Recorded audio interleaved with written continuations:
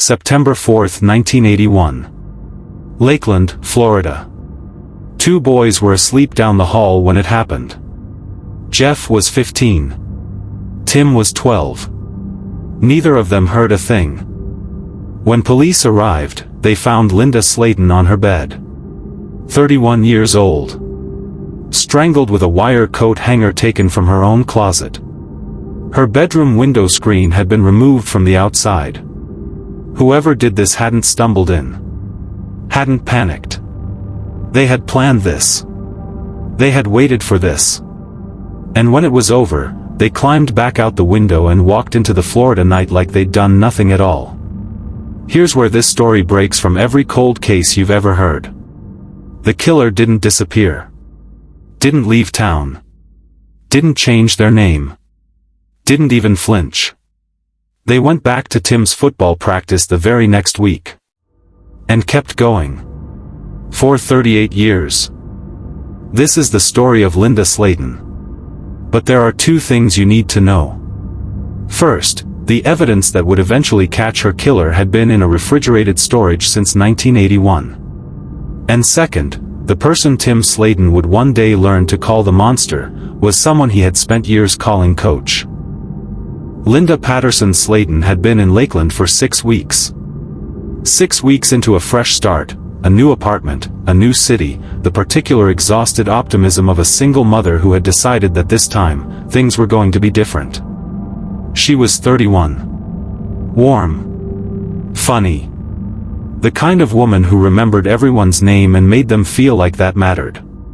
She was raising Jeff and Tim largely alone, managing work, bills, school schedules, the relentless arithmetic of keeping a family moving forward, and she did it without letting her boys see the weight of it. They were her entire world. Tim, 12 years old and obsessed with football, had just joined the Lakeland Volunteers youth program. He loved the drills, the games, the feeling of belonging to something. He pinned the team photo to his bedroom wall the day he got it. In that photo, standing directly behind Tim, was his coach. Joseph Clinton Mills. Coach Joe. To everyone watching, parents, kids, other coaches, Mills was exactly what youth sports was supposed to look like. Reliable. Patient. The kind of adult who showed up early and stayed late because he genuinely seemed to care about the kids. He drove Tim to and from practice regularly. Linda trusted him. Of course she did. Why wouldn't she? On the evening of September 3, 1981, Mills dropped Tim off after practice. Linda came outside to thank him. They spoke briefly at the car. Mills said goodnight and drove away. That was the last time Linda Slaten was alive in a world that made sense. Because what investigators would eventually prove, 4 decades later, is that Mills didn't go home that night. He came back. And nobody in that apartment complex had any idea that the person they needed to be afraid of had just been standing in the parking lot, thanking a mother for trusting him with her son. And then, investigators believe, he hid in her closet. And waited. Let that land for a second. He had dropped Tim off just hours before. He had smiled at Linda in the parking lot. He had driven away while she watched. And then he had come back, parked somewhere, walked back to her window in the dark, climbed inside a home where 2 teenage boys were sleeping, and waited in the closet for a woman who had no idea he was there. That level of premeditation doesn't happen in a moment of rage. That is calculated. Patient. Cold. What happened when Linda came to bed was savage. She was sexually assaulted and strangled with a wire coat hanger taken from that very closet. The attack was deliberate. One-sided. Not the chaos of a stranger surprised, the methodical act of someone who had already decided. Down the hall, Jeff and Tim slept through everything. Neither heard a sound. The next morning, Linda's sister Judy Butler arrived for their usual Friday coffee. A small tradition they had started since Linda moved to Lakeland. Something warm and ordinary, the kind of routine that makes a new city start to feel like home. Judy knocked. No answer. She knocked again. Still nothing. She walked around the side of the building and noticed the bedroom window screen was missing. She looked through the window. The world as Linda's family knew it ended right there. Detectives processed the scene within the hour. Sergeant Edgar Pickett dusted every surface he could find. On the bedroom windowsill, the point of entry, he lifted a palm print. Clean. Clear. Unmistakably left by someone specific. And during Linda's autopsy, investigators collected a rape kit, biological material from the attacker, sealed in evidence containers and placed in refrigerated storage. 2 pieces of evidence. Both pointing at the same person. Both completely useless in 1981. Because the science to read them didn't exist yet. But here is the thing about evidence, and this matters, it doesn't expire.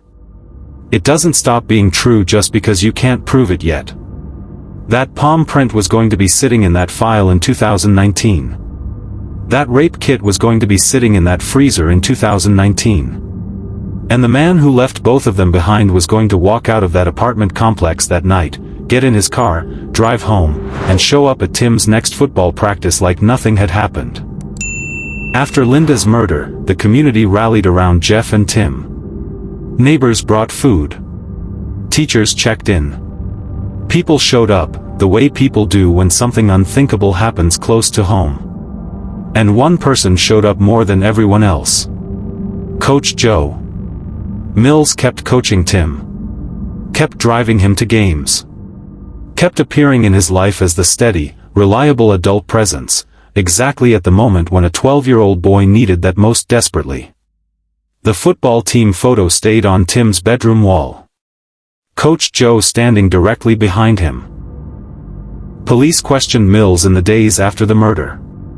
He was cooperative. Calm. He told them he had dropped Tim off, said goodnight, driven away. He barely knew Linda. He had no reason to return. Clean story. No hesitation. And detectives, with no physical evidence yet connected to a specific name, let him walk. He went straight back to the football field. Now here is where this story shifts into something that should make your skin crawl. Investigators would later note that staying close to a victim's family is documented behavior. What looks like compassion from the outside can serve a completely different purpose. It lets them watch. It lets them control. For 38 years, Jeff and Tim built lives. They grew up. Started families. Did what survivors do. But they never stopped being afraid. They had a name for whoever killed their mother, a name that said everything about how they experienced that fear, the monster. Unless he was dead, Jeff would later say, he was out there somewhere. He was right. Here's the part that changes everything about that sentence. The monster wasn't out there somewhere. He was right there. In Lakeland. Coaching football. And for the next several decades, no one, not the police, not the family, not anyone, had any idea. But those 2 pieces of evidence sitting in storage? They were about to get a second chance. And what they would reveal would make the 38 years of silence feel even more unbearable. Around the 20th anniversary of Linda's murder, Jeff and Tim sat across from Lakeland detective Brad Grice. Grice had decided he wasn't done with this case. He told the brothers what they needed to hear. The evidence was still there, preserved and waiting. The rape kit. The palm print. And DNA technology had advanced to the point where the biological material collected in 1981 might finally be usable. They ran the DNA profile from the rape kit through CODIS, the FBI's National Criminal DNA Database. Millions of profiles. Decades of criminal records. Nothing. The killer had never been arrested for a qualifying offense. His DNA wasn't in the system. He had spent 4 decades moving through ordinary life without a single entry point for law enforcement to grab. The evidence existed. The profile existed. There was just no name attached to either of them. And for another decade and a half, through the 2000s, into the 2010s, the case stayed frozen. Until November 2018. When a Florida Department of Law Enforcement official called the Lakeland Police Department with a question. The question was this: had they heard of a company called Parabon Nanolabs? And did they want to try something that had never been done in a case like this before? The technique was called forensic genetic genealogy. And here is why it changes everything. In one sentence, it doesn't need the killer's DNA to already be in a criminal database. It can find them through their relatives, through anyone in their family who ever uploaded their DNA to a public ancestry site out of nothing more than curiosity. Those people had no idea they were creating a trail that pointed straight back to a killer. On December 4, 2018, Lakeland police sent the preserved DNA from Linda Slaten's rape kit to Parabon Nanolabs. 6 months later, they got a name back. And when they saw who it was, one detective reportedly had to sit down. The genealogist Parabon assigned to Linda Slaten's case was Cece Moore. If you know the field, you know her. Moore is one of the most accomplished forensic genealogists working today, the same investigator whose work cracked the Golden State Killer case and dozens of others once considered permanently unsolvable. She uploaded the DNA profile from Linda's rape kit to GEDmatch, a public ancestry database where ordinary people share their genetic results out of curiosity. Partial matches appeared almost immediately. Distant relatives of the unknown suspect, third cousins, fourth cousins, scattered across the country. People who had no idea that their family tree was about to become the key to a 38-year-old murder investigation. Moore began building backward. Birth certificates. Death records. Marriage licenses. Social media profiles. She followed every genetic thread outward until they started converging, until all the branches of this enormous, sprawling family tree started pointing toward a single person. It took months. Every new name was either eliminated or held. Held. Eliminated. Held. Eliminated. And then, in June 2019, the tree stopped branching. The name at the center of every converging genetic thread was Joseph Clinton Mills. Tim's football coach. Coach Joe. The man who had been at the apartment complex the night of the murder. Who had spoken to Linda at the car just hours before she died. Who had then, for 38 years, shown up at practice. Driven Tim home. Stood on sidelines. Attended games. Offered comfort to the boy whose mother he had just killed. Detectives Tammy Hathcock and Russell Hurley read that name. And then they sat very still. Because if this was right, if the genealogy was accurate, then everything the Slaten family believed about the monster was true. He was out there. He had always been out there. He was just also the man Tim trusted most in the world. But a genealogy report isn't an arrest warrant. They needed physical proof. Something irrefutable. Something that would hold up in any courtroom in America. So they went looking. And they found something that had been sitting in a file folder since 1984, just waiting for someone to pick it up. In 1984, 3 years after Linda's murder, Mills had been convicted of grand theft. Forging a will. He never served jail time. But he had been fingerprinted and palm-printed during booking.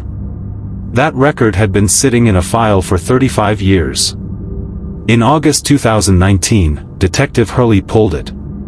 Then he pulled the photograph of the palm print Sergeant Pickett had lifted from Linda Slaten's bedroom windowsill in 1981. He placed them side by side. When the prints came back, there was a match. Yes, Detective Hurley said. The same hand. The same print. The window he used to enter the apartment where he killed Linda Slaten, confirmed by a booking record from a theft case 3 years later. 38 years between the print on the windowsill and the moment someone finally held the right comparison next to it. Confirmation number 1. But they still needed fresh DNA, a live sample from Mills himself, compared directly to the biological evidence from the rape kit. They couldn't ask him for it. Couldn't alert him to what was coming. One wrong move and 38 years of careful preservation could collapse into a case a defense attorney dismantled in a week. So they watched him. They watched his house. His routines. His garbage. Then they went through his trash. Cotton swabs. A plastic spoon. Adhesive patches. A piece of medical adhesive tape. Everything went to the crime lab. 2 weeks later, the results came back. The DNA on the medical tape from Mills' garbage matched the DNA from Linda Slaten's rape kit. Not close. Not likely. A match. 3 independent confirmation threads, genetic genealogy, a palm print from 1981, and DNA from his own trash, all pointing to the same name. There was nowhere left to hide. On December 12, 2019, detectives Hathcock and Hurley arrested Joseph Clinton Mills. 58 years old. Living in Lakeland. A few miles from where Jeff and Tim grew up. Possibly a few miles from wherever Tim had eventually stored that football team photo. Because here's the thing nobody talks about when a cold case finally breaks. The arrest isn't the end. It's the moment the killer finally has to speak. And what Mills said in that interrogation room was so disturbing that detectives said afterward they were not surprised by what he did. They were surprised by what he claimed. When detectives brought Mills in, they expected silence. Or denial. A lawyer immediately. The composed refusal of a man who had successfully hidden for 38 years and knew how to protect himself. What they got was neither. Mills changed his story. For 38 years, he had told police the same version of that night, dropped Tim off, said goodnight, drove away, never returned. Simple. Clean. He barely knew Linda. No reason to go back. But now, sitting across a table from investigators who had his DNA, his palm print, and 38 years of preserved evidence, he decided to try a different approach. He claimed Linda had invited him back. That what happened between them was completely consensual. That Linda herself had placed the wire coat hanger around her own neck. That she had died during a sexual encounter she had initiated. Detectives knew it was a lie before he finished the sentence. Because the physical evidence from that bedroom told an entirely different story, one consistent with a sustained, violent, one-sided attack. The injuries on Linda's body were incompatible with any version of consent. There was no world in which the forensic evidence and Mills' story both existed. I think it's pretty evident that he targeted her, Detective Hurley said afterward. The reconstruction investigators believe is accurate. After dropping Tim off that evening, Mills went back when the apartment was dark. He removed the screen. He climbed in. He hid in the closet. He waited for Linda to come to bed. And then he killed her. With a hanger from her own closet. While her sons slept 15 feet away. And the next morning, and the week after that, and for 38 years after that, he showed up at football practice, offered Tim a ride, and stood in the space left by the woman he had murdered. And now, after 38 years of that, Tim Slaten was going to get the chance to stand in a courtroom and look him in the eye. But what Mills would say in that courtroom would make the interrogation look almost reasonable by comparison. Joseph Clinton Mills was charged with first-degree murder, sexual battery, and burglary with assault and battery. He maintained complete silence for 2 years after his arrest. No statements. No explanations. No acknowledgement. Then, on February 9, 2022, 41 years after Linda Slaten was killed, Mills changed his plea to guilty. His lawyer said it was in his best interest to do so. Translation: a guilty plea meant avoiding the death penalty. He was giving up the rest of his life to make sure the state couldn't take it entirely. For Jeff and Tim, who had wanted a trial, who had wanted a jury to sit with everything Mills had done, the plea hit like a second wound. After 41 years of waiting, the man responsible was going to slide quietly into a guilty hearing and avoid the one consequence that felt proportional. But they still had one thing he couldn't take from them. They got to stand in that courtroom and look directly at him and say everything. Jeff went first. "I hate you," he said, his voice carrying 40 years of grief compressed into syllables. "You can't die and burn in hell fast enough for me." Then he asked the question he had been carrying since 1981. "Why, Joe? Why'd you take my mama?" Mills sat motionless. Said nothing. Tim spoke. Linda's sister Judy spoke. Others spoke. One by one they stood in that courtroom and filled it with everything Mills had cost them, not just Linda, but the childhoods lived in fear, the decades of not knowing, the trust they had placed in a man who deserved absolutely none of it. Mills said nothing. Until it was his turn to address the judge. And then, after everything, after 41 years, after a guilty plea, after sitting silent while a family broke open in front of him, Joseph Clinton Mills looked at Judge Kevin Abduny and said this: "I am a good person. I'm not that person that they're painting me out to be." He had just pleaded guilty to raping and murdering a 31-year-old mother while her children slept down the hall. Judge Abduny sentenced him to 4 life terms in Florida State Prison without the possibility of parole. Joseph Clinton Mills is currently incarcerated at the Reception and Medical Center in Union County, Florida. He will die there. And the room was still quiet afterward. Because justice, when it arrives 41 years late, doesn't feel like a victory. It feels like proof of how much was lost. Tim Slaten still has the football team photo. The one with Coach Joe standing directly behind him. For 38 years it was a memory of something that felt like kindness, a familiar adult face showing up in the worst months of his life. Now it is something he probably cannot look at without his stomach dropping. "He was the last person on my radar," Tim said after the arrest. "I was scared to death my whole life that I was friends with him." There is no language that fully covers what that realization costs a person. To understand that the source of your comfort was also the source of your wound.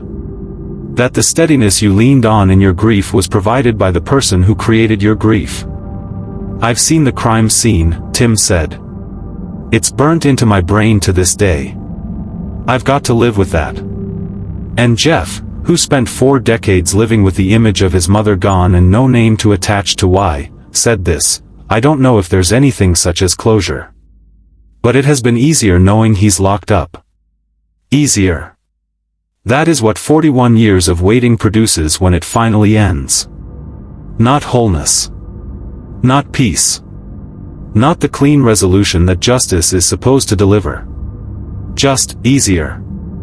And for 2 boys who grew up sleeping in the same apartment where their mother was killed, who spent decades calling their killer the monster without knowing his face, who trusted him, who leaned on him, who hung his photograph on a bedroom wall, easier is everything." Linda Patterson Slaten was 31 years old. 6 weeks into a fresh start. 2 sons who needed her. A sister who came for coffee every Friday morning. A whole life she was still assembling. And on the night of September 3, 1981, a man she had just thanked in a parking lot, a man she had no reason to fear, no reason to doubt, climbed through her bedroom window and took everything. The rape kit from her autopsy sat in a freezer for 38 years. The palm print from her windowsill waited in a folder for 38 years. And the man who left both of them behind coached football.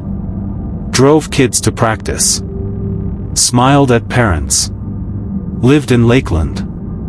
Until a genealogist named Cece Moore uploaded DNA to a database and started building a family tree, branch by branch, that pointed straight back to his name. Until a 1984 arrest record turned up a palm print that matched one from 1981.